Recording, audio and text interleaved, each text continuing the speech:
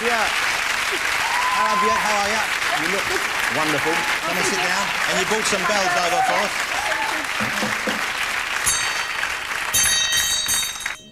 These are lovely. Are these for me to keep? Go on then. Oh, that's very kind.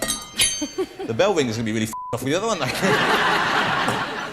How lovely to have you on the show. It's so lovely to see you again. Thank you for coming on the programme. Thank you very much. look wonderful as always. Oh, thank you very much. Well, let's just establish, I'm sure most people are aware, you are from Iceland originally. Yep. You are Icelandic. Yep. I always get a little bit confused. Yep. Is that where the Eskimos live in Iceland? No. You're sure? Yeah, I'm very sure. Okay. I've been asked and done some research and double-checked many times. But you know what's the odd is I was under the impression, and obviously incorrectly, that just about all people from Iceland looked kind of like Annika Rice.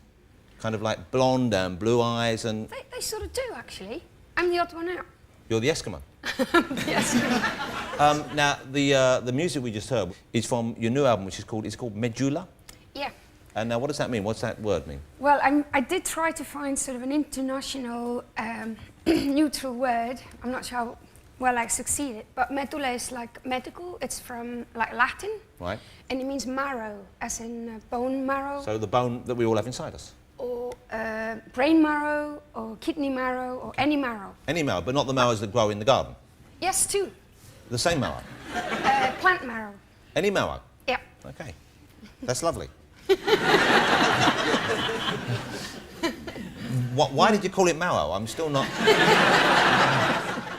It's a lovely name for an album and indeed a child. Yeah. Marrow Jane. That's what it's like. I mean, and on the album, it's just your voice and bells as well. They're actually just on the single, because after doing a whole album of just vocals, I had an affair with a bell choir. Oh. So this is a bit different. I don't blame you. So now why did you want to do that? Why not work with a band? Why do something which is just voice alone? Well, actually, I was in Greece for a week to do the Olympics, and then I had a 2-day holiday afterwards and went to this tiny island, and they had like a Virgin Mary festival or something, and they were playing those Greek Orthodox people. They really had got their church bell sorted out. They love a bell. Yeah. They're like bell crazy. Yeah, and they not just do they do like whole songs and orchestrated numbers. So I kind of got a bit carried away, really. It's a lovely sound, isn't it? And your voice, of course, is so pure and so different. I guess it complements it nicely. Oh, thank you. You mentioned the Olympics, and I saw you in the Olympics. It was the opening ceremony, wasn't it? Which was spectacular. In particular, the outfit you were wearing for that was quite something. It was just enormous, wasn't it? How big was that gown? I'm not sure. I think somebody said it was 700 meters of fabric. But your clothes generally, you're known. I mean, I was talking to Graham about his dress sense, but sartorially, you've had quite some adventures, haven't you, over the years? And yeah, I get easily bored, you know. Yeah. Do you ever feel like you made a mistake? I mean, for example, well, that dress. I love that dress. You look like a Christmas decoration. Yeah, I really like that dress, actually. That's a great dress. Do you still have that? I think so, yeah. It actually wraps up really easily. You just look close up. Boom, yeah. What about the famous swan outfit that you wore to the Oscars? Now, you got a lot of flack for that, didn't you? A lot of people were saying this is, you know, a weird look and a strange way to dress. Yeah, I guess I sort of, on purpose, obviously, I wasn't really making a bit of effort of fitting in, was I? No. You're not blending with the crowd there. I had 6 eggs hidden underneath so I could pop them accidentally on the red carpet. Of course. Even though I was that theatrical, I felt everything else was like 10 times more theatrical, to be honest. I felt really? I was the dressed down person, actually. Even though you were laying eggs? Well, that was just my opinion. Yeah. Did you dress kind of like strangely as a child? Were you kind of not showing off, but were you someone who liked to draw attention to themselves? Yeah, I think I was a bit born Look at that. that. Look how beautiful. See, if that's not a bloody Eskimo, I don't know what is. Look at that. Even the background, it's like the back of an igloo. What a beautiful little baby. Oh, thank you. I went through Iceland very briefly once. I was going to Finland. Okay. For other reasons. I stayed there for one evening. I was slightly surprised and a little frightened by the amount of alcohol that seemed to be consumed there. I mean, people in those parts of the world, those countries, really do seem to drink. I think it's a Nordic thing, actually. It's you make you hit it yourself as hard as the wind or something. Right. I prefer it that way. You drink a lot and then you don't drink that often, you know? So you drink a lot occasionally. Binge drinking? You're like, yeah.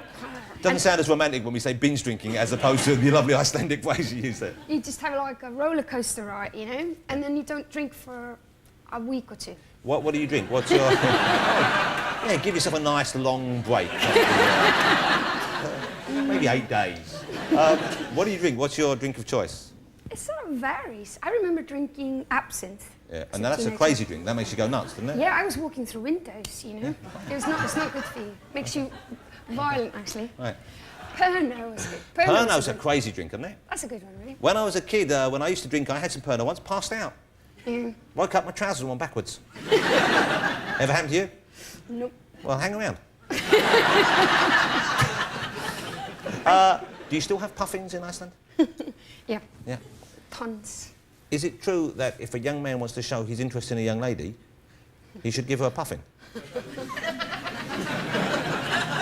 I appreciate your creativity. You're adding a bit to Iceland's mythology there. I heard that if a young man wants to... Well, I don't know I heard this. I'll tell you where I heard this from. You told me this years ago. That I have a puffin. Oh. Look at that little puffin. Yeah, it's nice. Yeah, this was once a live puffin, ladies and gentlemen. I hasten to add, we didn't kill him for the show, he was dead already. I bet he never thought, when he was alive, climbing up the cliffs in Puffin Island, Yeah. he would one day be stuffed and presented to Björk on the top rating talk show. Oh. Isn't that incredible? It's a nice one. Who's to imagine that maybe in another dimension, where puffins rule the planet, there might be a small version of me, stuffed and being given by a giant puffin to a puffin lady. You can have that if you want. Yeah, why not? It's one lucky puffin. Hey, it's lovely to spend some time with you. As always, good luck with the album. It really is, you know, it's an exceptional piece of work. Thank you. I love your stuff. It always surprises and delights me. Thank you so much for coming on the show. Ladies and gentlemen, the one and only Björk. Thank you. That was lovely. Thank you.